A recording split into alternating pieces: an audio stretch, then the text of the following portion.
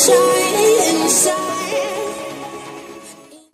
everyone, Sean here for theworldcupnow.com, bringing you our 2014 edition of the tips for the World Cup Now fantasy leagues that you may be in. There are a few, and the one that I will be speaking about this year is the McDonald's one. It is in sponsorship with FIFA, and it is very similar to most fantasy football league configurations. You've got a set budget of 100 million, and players have certain costs associated with them. Obviously, the better the player, the higher the cost. So if you're familiar with fantasy football leagues, you'll be familiar with these as well. However, with these tips, you'll notice if you're the first-time viewer, I'd like to thank you for coming and viewing this video. You can check out my other posts as well on my YouTube channel, which I will be posting this on. But you'll know that I do tips in the video, but then I also have additional ones at my website, which you can find in the link in the post in the description below. And I highly recommend that you choose to visit that, because for this week in the group stage of the World Cup, it's very important this time. It's always the hardest at the group stage. As the tournament progresses and you get fewer and fewer teams, it's easier to pick out the star players of each team and then do better. So this is the pivotal time. This is the important time to get the most points you can. So in the post below, or in the link below to the post, you'll find players that are starting that are $1 million. And what that will do is it'll allow you to have the flexibility to have a front line similar to mine, which is Ronaldo, Neymar, and Dzeko. That's my front line. And I still have 3 very good mids, and then I also have 2 other good defenders, and along with a good keeper as well. Now, what makes a successful fantasy manager is really their area of prediction and a matter of luck. Really, it's 51% luck and 49% educated guess. So, really, what I'm going to do now is I'm going to quickly go through each group and predict the 2 advancing teams.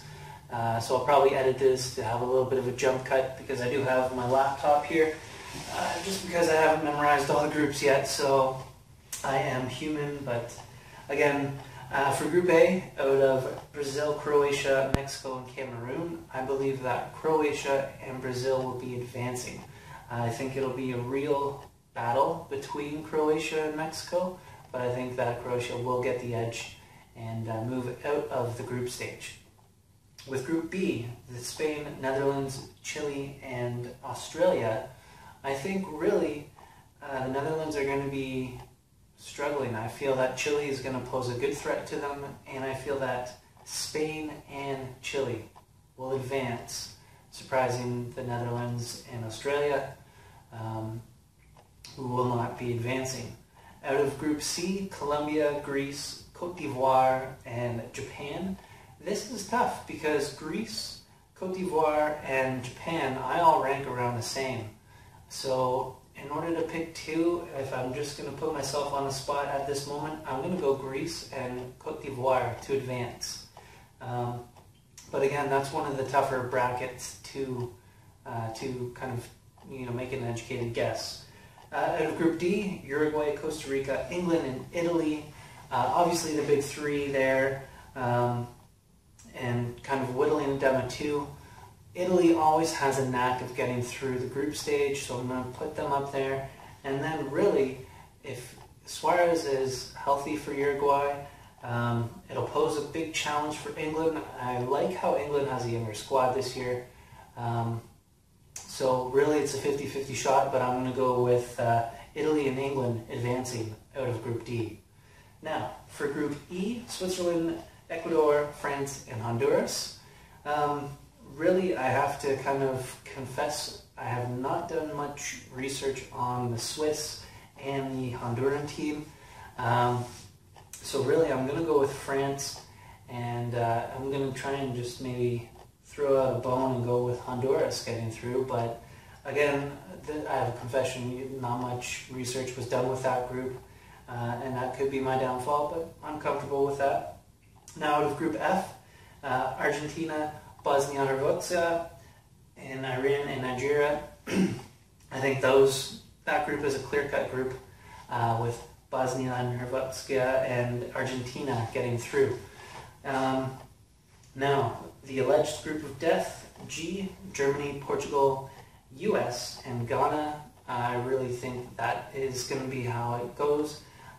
Germany have been ailed with some injuries, but I do think that they have the depth to get out of the group stage. However, I do feel that the injuries will keep them from winning this year's World Cup. But they will progress, so I think Germany and Portugal will go through fairly easy with wins over both Ghana and US, and then, that'll be the rest of the group.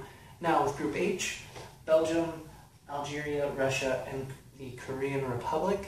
I believe that I have Belgium as favorites to win it this year for 2014. So out of that 3 left, really I'm going to go with the Republic of Korea, because I just have a feeling that's kind of the underdog, and that it's an underdog that everyone can kind of get behind.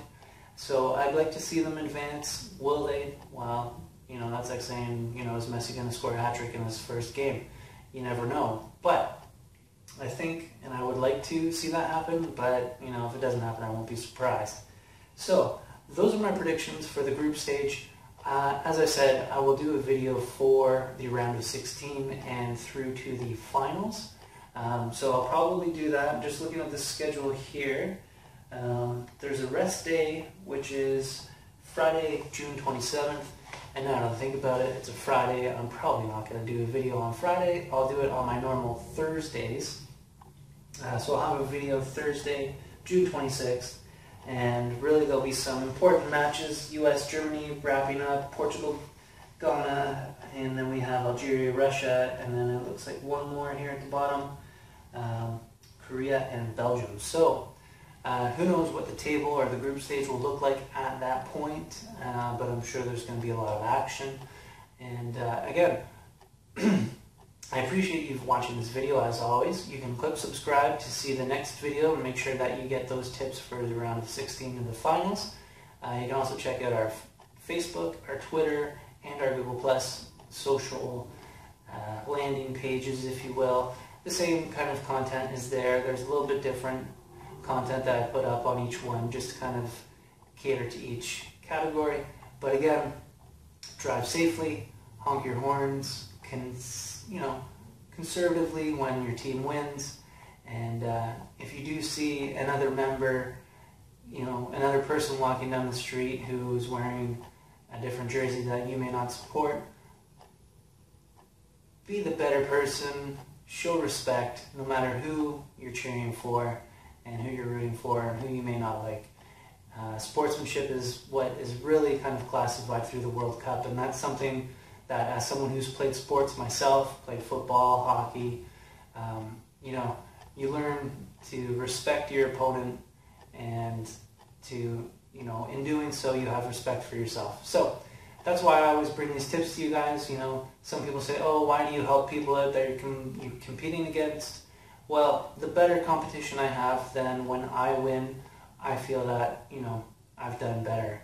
I feel that bringing and teaching you guys different perspectives helps you guys out. So again, I appreciate all your feedback, and I will see you Thursday, June 26th. That's when I'll have my next group of 16 and on post.